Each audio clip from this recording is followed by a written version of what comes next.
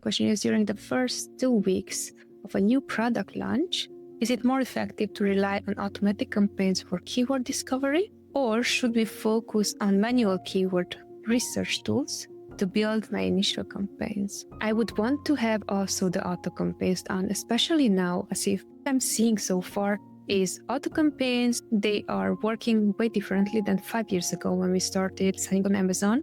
Back then, auto campaigns did not had this power, right? Right now in 2025, I'm seeing that Amazon, they just love discovery campaigns. So what I would do in this scenario, I would still have the one auto campaign. I would have all the match types and then see whichever performs better and then pause the other ones. Usually what we like to do depends on the budget. Even if we create auto campaigns, we love to have all the 4 targeting types into each own separate campaign.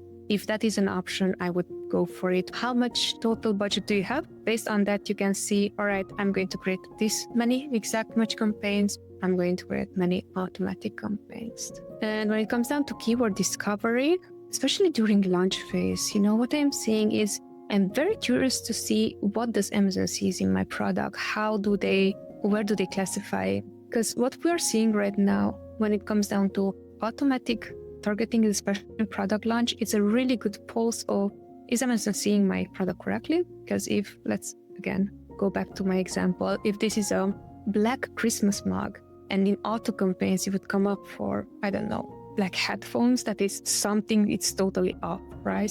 Indexing for specific keywords is like, that is not my product.